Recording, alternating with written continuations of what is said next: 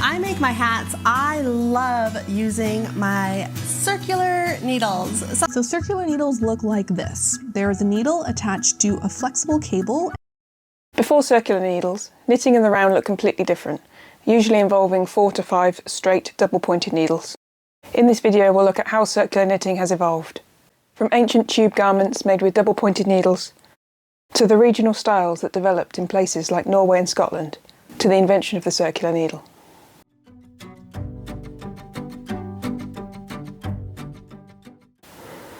Before circular needles were invented, knitting in the round was done on double-pointed needles, sometimes called DPNs.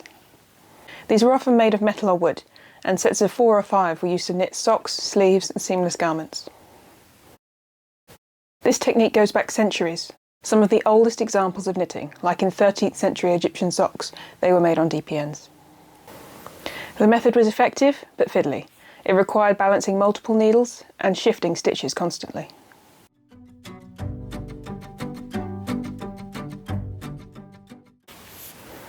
Different cultures developed distinct techniques for knitting in the round. In Norway, traditional colourwork jumpers were often knit in the round with steeks. These were sections that would later be cut open and then seamed to join the arms. Scottish knitters, especially in Shetland, used a technique called knitting in the belt. A leather pouch anchored the needle, allowing for incredibly fast circular knitting. The belt would support the weight as the knitter worked through the rounds. This was often done on very long DPNs.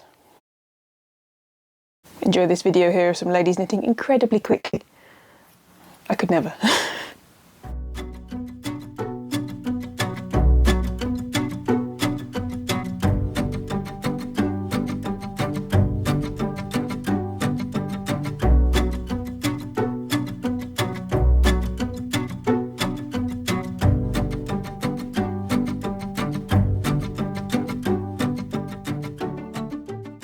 Both traditions emphasise speed, efficiency and minimal finishing.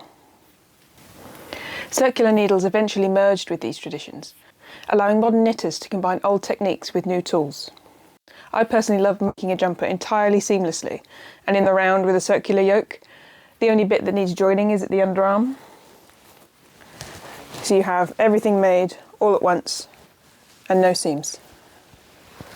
It also means that there's not as many ends to weave in, which is the least fun thing to do. So that helps a lot.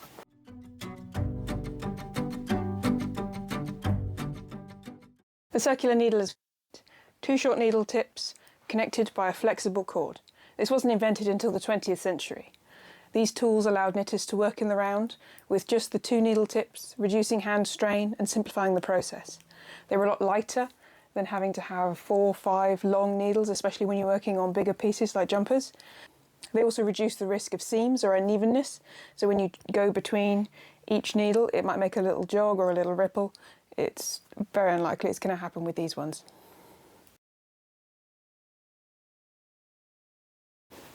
The first patent for circular needles was in the USA in 1918.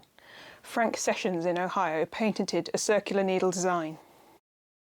And the reasons given for his design was that when the work was large, as when knitting a sweater, it's been necessary to employ extremely long needles, which is comparatively difficult and tiresome to manipulate, especially if the work is heavy or bulky. He also suggested to make the points interchangeable, removable, so the knitter could change them to not have to have 10 different sets of circular needle. They could just have 1 cord and multiple tips. The points themselves were made of hard rubber or celluloid with a wire cord. This would allow the work to rest in the knitter's lap rather than be rigidly supported upright by the DPNs. Another patent from 1951 from Walter Coleman of Germany provides a better material for the middle cord. He calls the metal wire a failure, mentioning how it can pinch and break the knitted work as it travels over. He suggests a thermoplastic material of nylon or synthetic linear polyamide, making it tough but still elastic to resist the breaking, so as you knit and the needles move it doesn't work, harden and then eventually crack. He also suggests adding a bulge to the points at the end of the needle where the flexible cable joins. This would allow the work to glide across without snagging on clamped metal where the needle and the wire join. Later patents tended to focus on the method of joining the flexible sections to the needles, being the hardest with a lot of different suggestions on the best design. Because as failing this, all the work would catch and snag.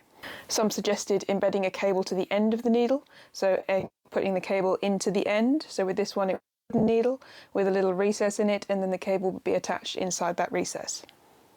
Some other ones experimented with flared cable ends, so that the flare would cover that join and then again make sure there was no snagging or ripping.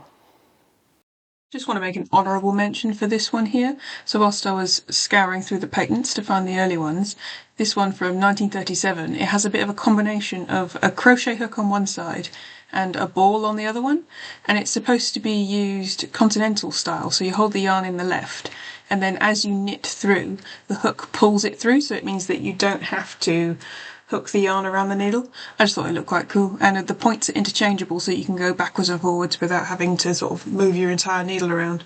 But yeah, looked kind of cool. This invention revolutionised garment construction. Hats, jumpers and sleeves could now be made with far fewer interruptions or joins. The magic loop method was also popularised in the early 2000s.